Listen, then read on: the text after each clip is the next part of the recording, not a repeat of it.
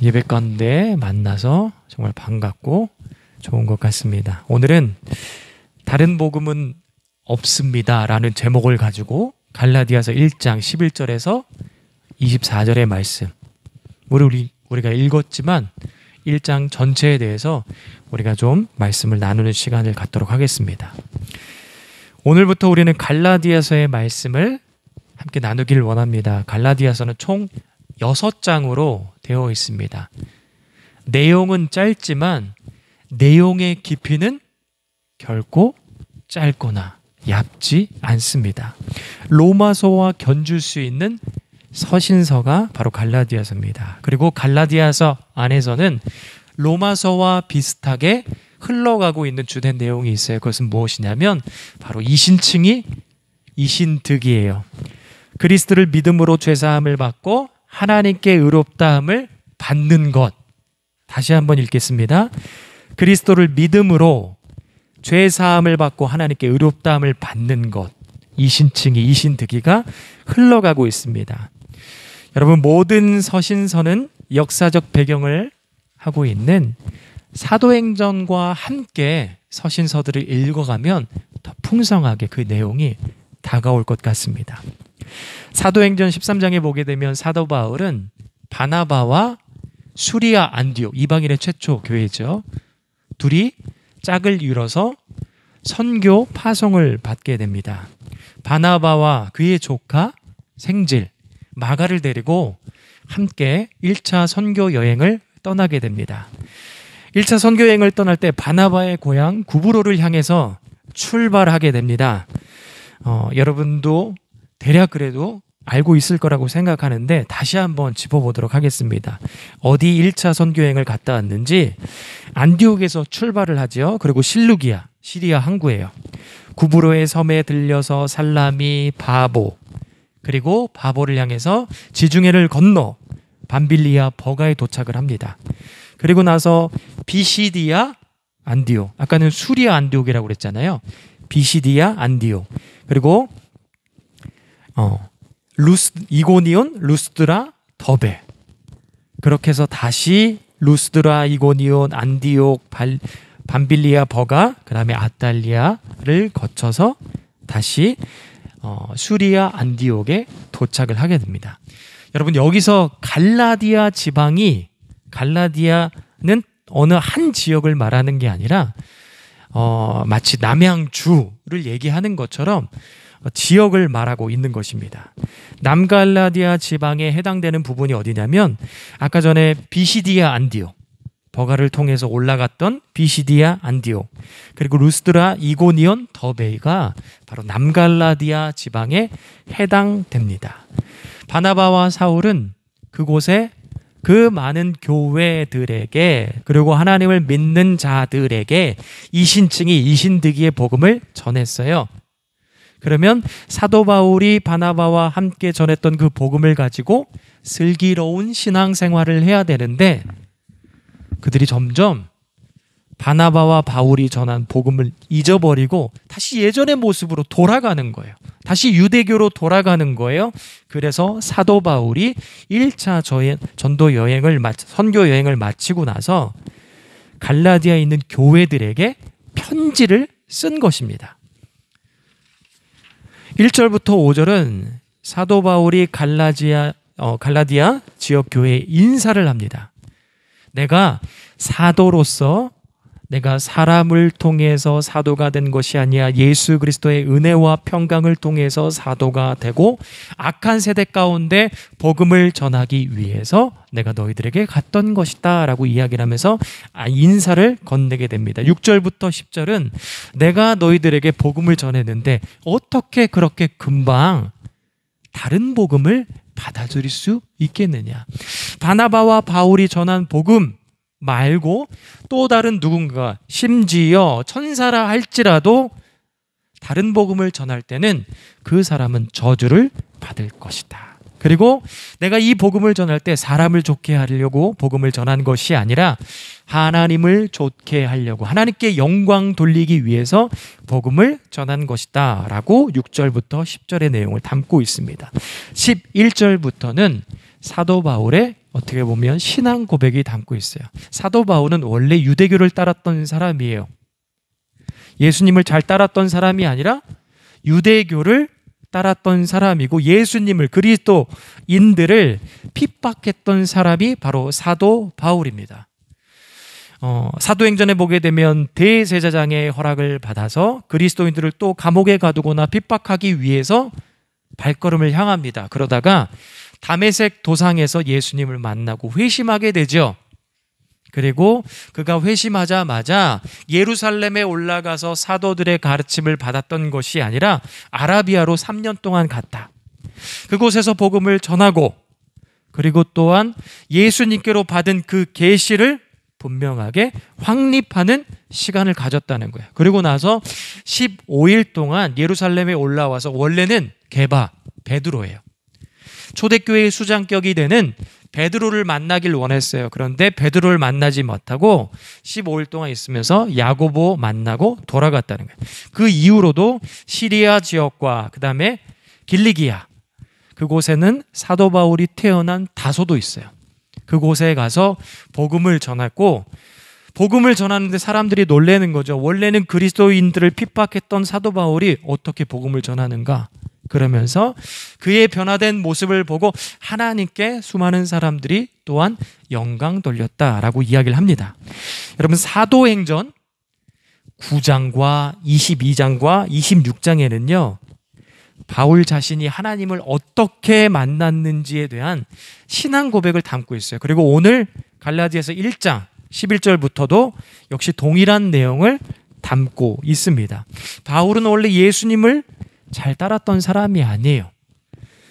원래는 예수님과 먼 거리에 반대편에 있었던 사람이 바로 사도 바울입니다. 그래서 사도 바울은 갈라디아서 1장 4절에 이런 표현을 합니다. 한번 다 같이 읽어볼까요? 1장 4절입니다.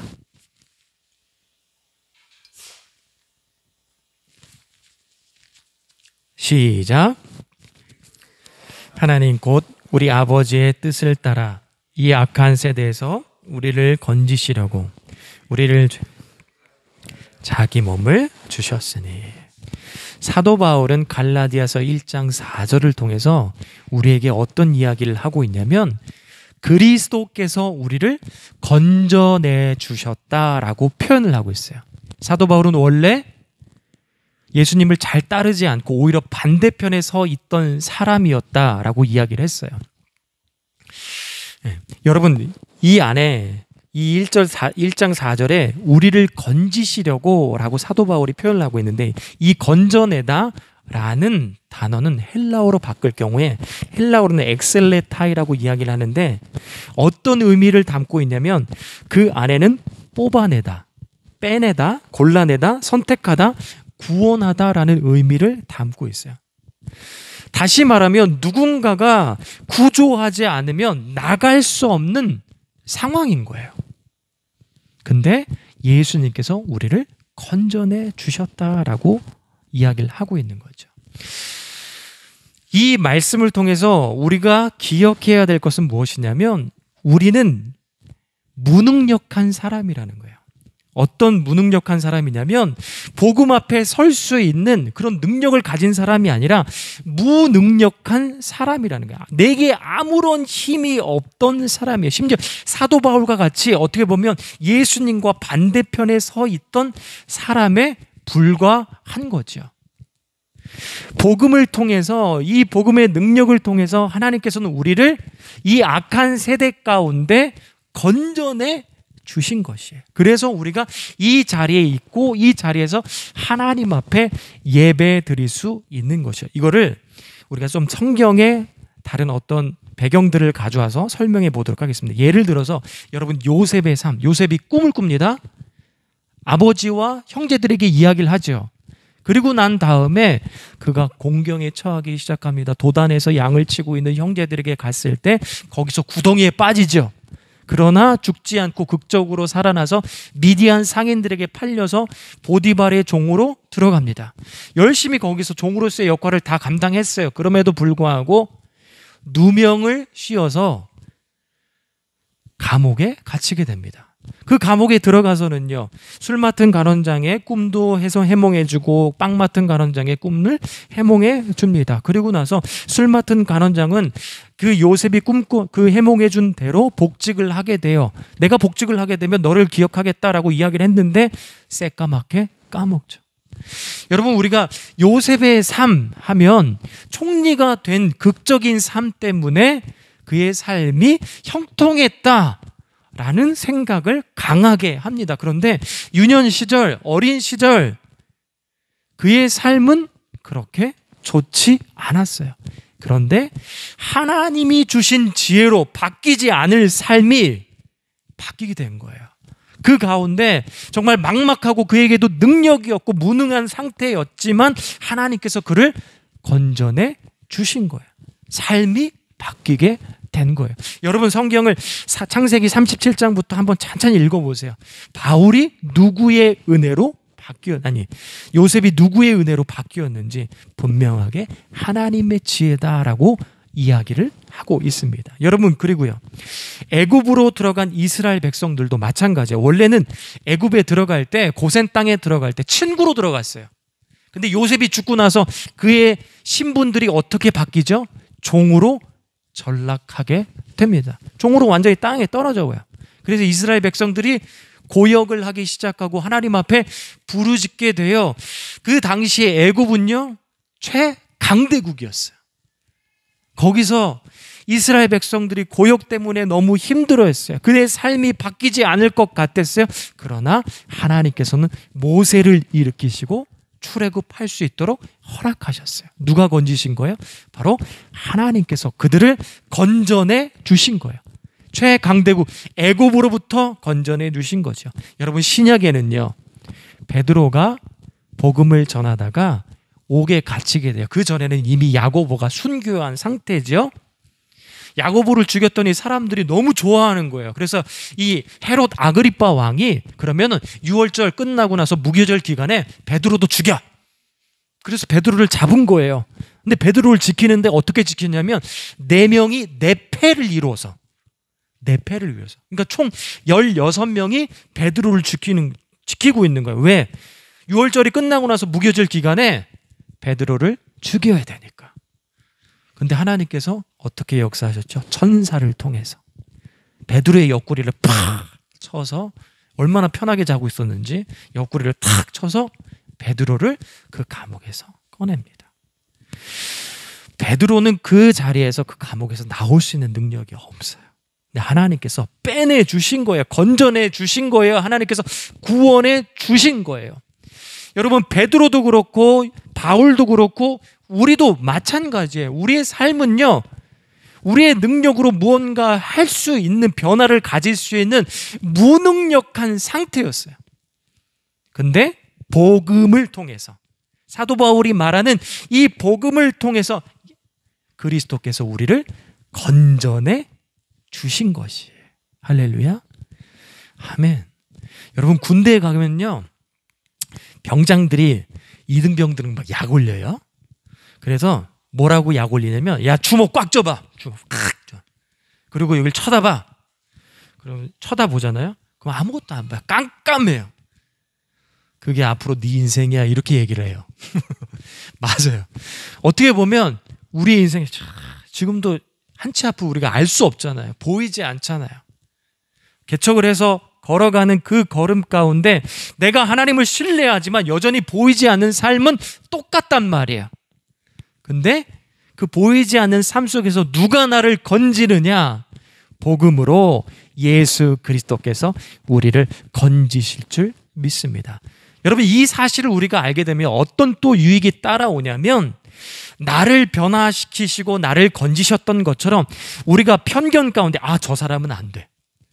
아, 내 남편은 안 돼. 아, 저 아이들은 안 돼. 누구는 안 돼. 라는 편견을 가지고 있을 수 있어요. 왜? 우리는 감정적인 인간이기 때문에. 그렇죠?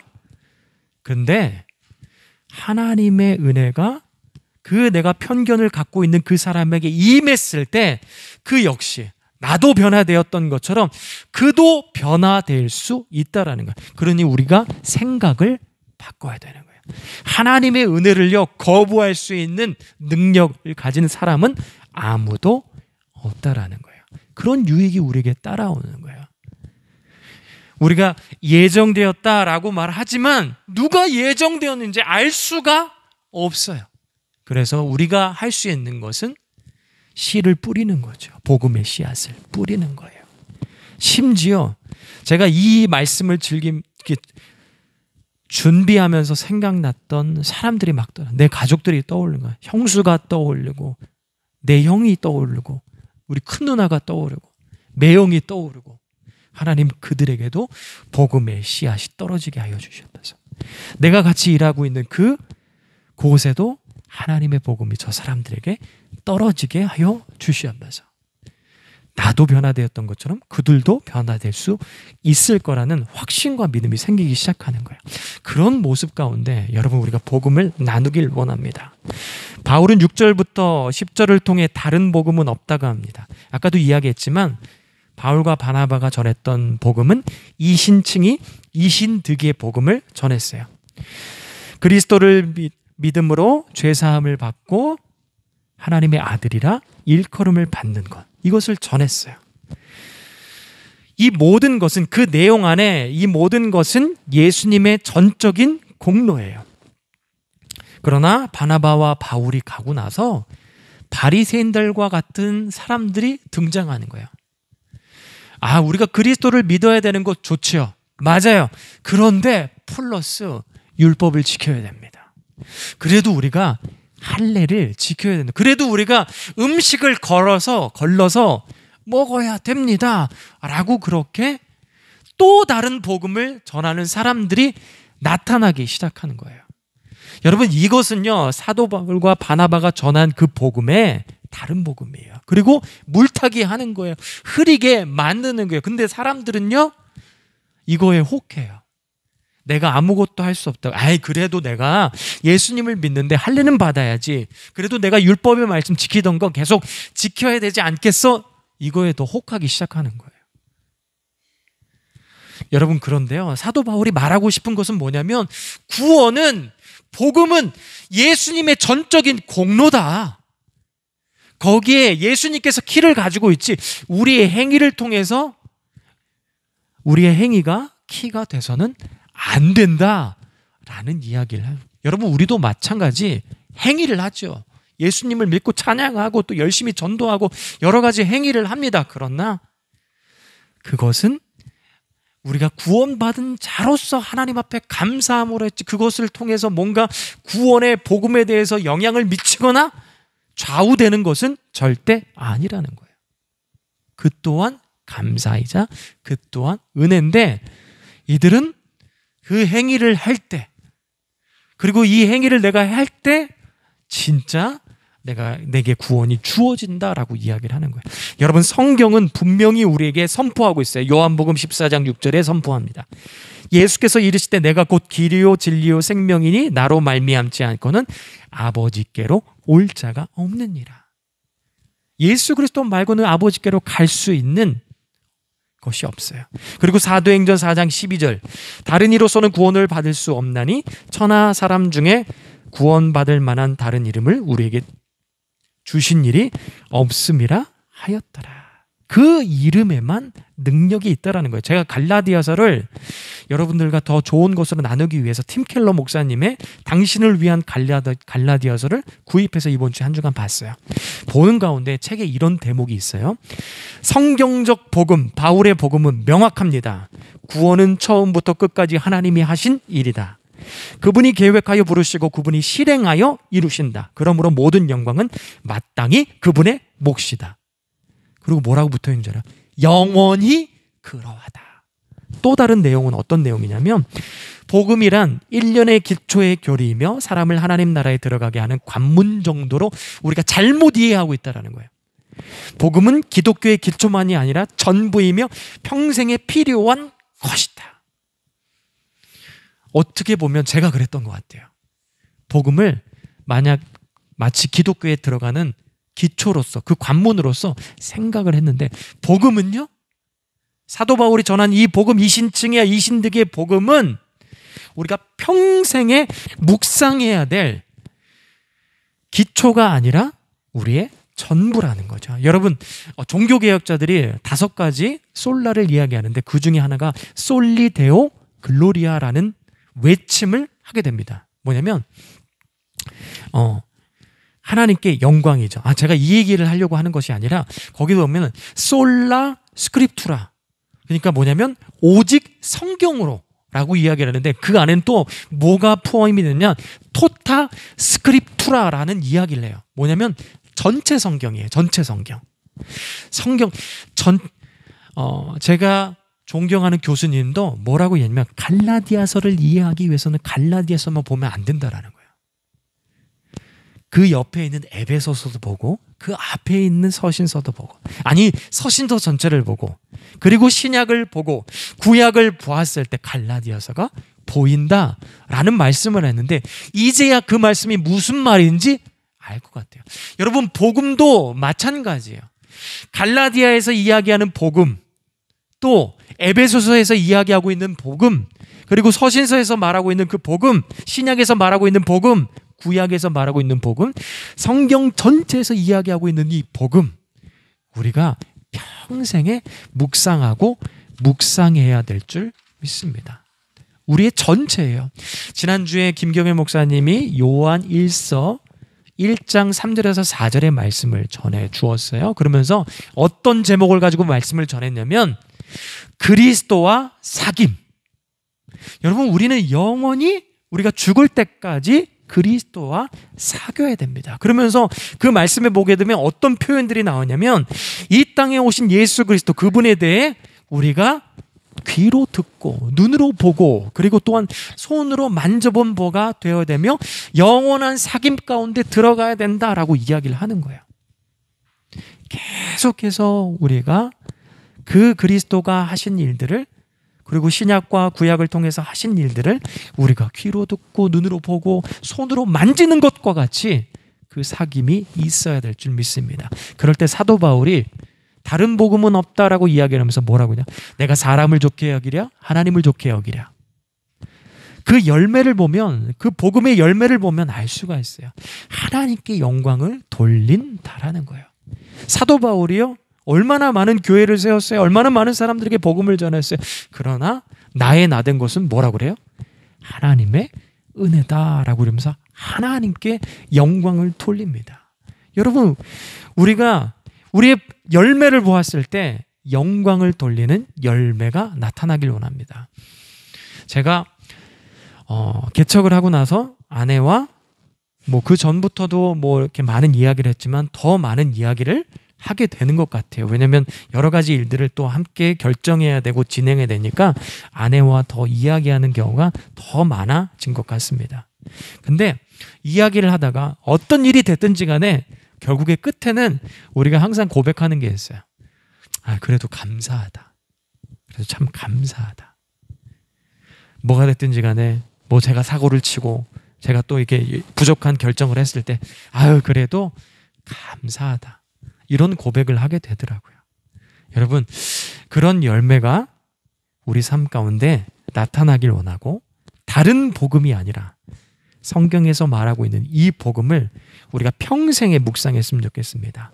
바울은 다메섹 동상에서 예수님을 만나고 그곳에서 회심을 하게 됩니다. 그리고 나서 무엇을 했냐면 예루살렘으로 가기 전에 3년 동안 아라비아에 가서 복음을 전했어요. 여러분, 복음을 전할 때 어떤 사람이 복음을 전할 수 있죠? 확신이 있는 사람이 복음을 전할 수 있는 거예요. 우리에게도 그런 확신이 있길 원합니다. 그래서 복음을 전하길 원합니다. 그런데 우리가 복음을 전할 때 우리를 멈추게 하는 생각들이 있어요. 어떤 생각들을 하죠? 나는 복음 전하기 너무 부족해. 내가 아는 거 없어. 내 삶이 엉망진창인데 내가 무슨 복음을 전해? 라는 그런 생각들이 복음을 전하지 못하게 만든다라는 거예요. 그런데 여러분, 일단 전해보시기 바랍니다. 제가 이번 주에 선민교회에서 진짜로 몇십 년 동안 만나지 못했던, 같이 대학교 때 공부했던 형님들, 선배님을 만났어요. 휴스턴에서 목회했던 목사님이 들어와서 그 목사님 때문에 그 자리가 마련이 됐는데 막 뭐 이런저런 얘기하면서 아우 서로 칭찬해 주는 거죠. 아, 외모가 바뀌지 않았다. 그때랑 똑같다고. 그러면서 저를 또 이렇게 칭찬해 주시는데 어떤 얘기를 했냐면 부서비가 많이 바뀐 것 같다라는 거예요. 지금은 목사님답다라고 이야기를 하는 거예요. 그러면서 막 옆에서 저의 막 부족함을 막 얘기를 하죠. 제가 얘기할 때 진짜 2% 부족했어. 항상 뭔가 조금 약간 불안했어. 그런데 내가 설교를 들으니까 그래도 목사다운 것 같아. 막 이야기를 하면서 과거에 못했던 이야기들을 또 막 이렇게 이야기를 하는 거예요. 그러면서 제가 낙도에서 설교를 했는데 하루 종일 목사님한테 혼났었어요. 그리고 낙도에서 설교를 했는데 잘 안 됐어요. 그래서 이불 덮고 울었어요. 막 그런 이야기들을, 부족한 이야기들을 막 나눴어요. 정말 엉망진창이었구나. 그런데 지금은 목사답다라는 거예요. 조금 바뀌었다라는 거예요.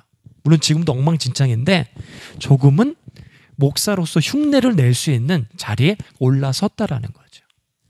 여러분, 제가 지금 설교를 하기까지 정말 많은 실패가 있었습니다. 복음을 전하는 것도 마찬가지인 것 같아요.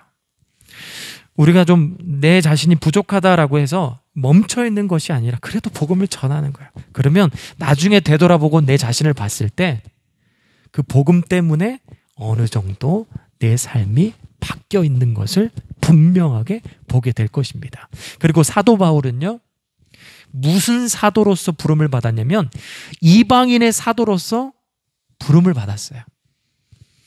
사도 바울이 복음을 전했고 이방인들에게 복음을 전했고 그 복음이 오늘 우리에게 동일하게 허락된 것입니다. 사도 바울의 그런 몸부림이 있었기 때문에 우리에게 복음이 전해진 겁니다. 여러분 아마 그런 이야기를 들어봤을 것이에요. 나비 효과. 나비 효과가 무엇이냐면 나비의 작은 날개짓이 날씨의 변화를 일으키듯이 미세한 변화나 작은 사건이 추후 예상하지 못한 엄청난 결과로 이어진다는 의미가 바로 나비 효과입니다. 예수님께서는 분명히 우리에게 믿음을 허락하셨고 그 믿음을 통해 그 신앙생활의 모습을 통해서 무언가 전하기를 원하십니다. 그리고 우리가 그렇게 신앙생활을 할 때 때로는 누군가에게 멘토가 될 수도 있고 동기부여가 될 수 있다라는 거예요. 내가 생각하기엔 너무나도 작은 것 같은데 이 작은 날개짓이, 몸짓이, 신앙의 날개짓이 분명하게 하나님께서는 계획이 있고 이 계획을 통한 나눔이 있다라는 거예요.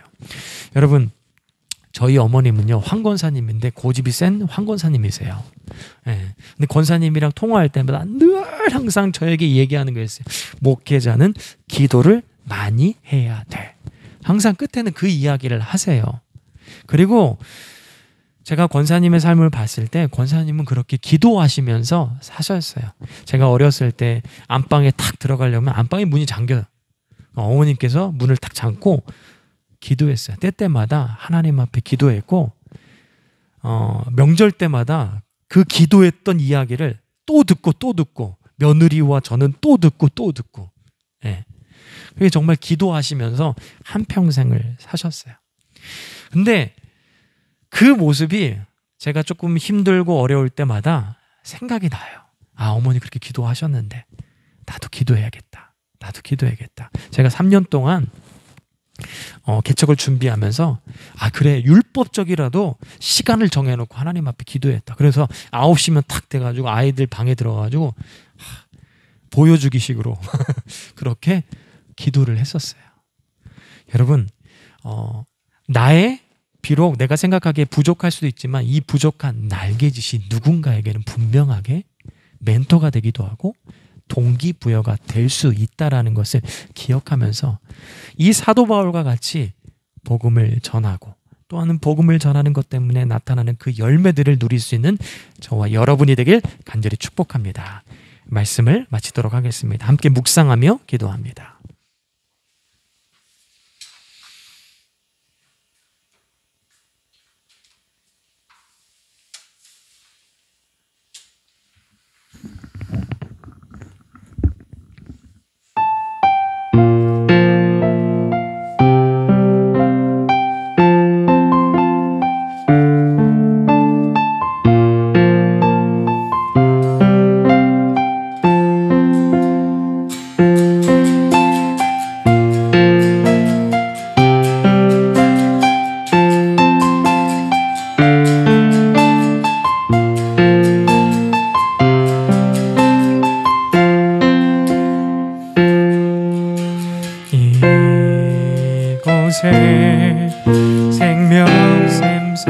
사랑은 물고 자 지나갈 때에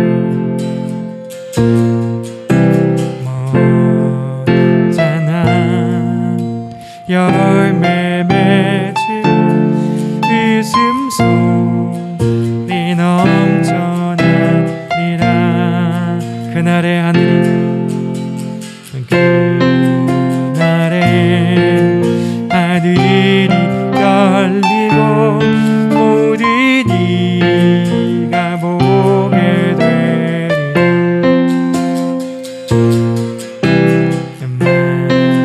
마침내 꽃들이 피고 영광의 주가 오시리라.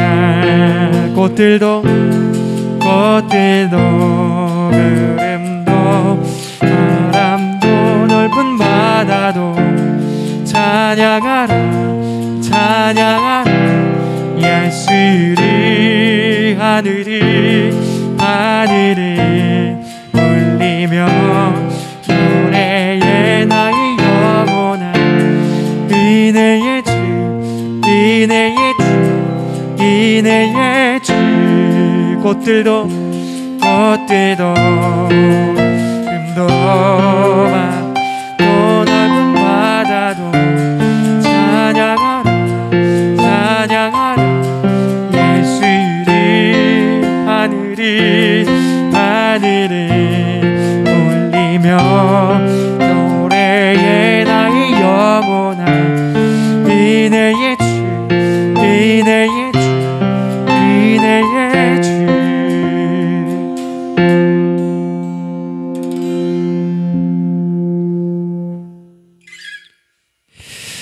하나님,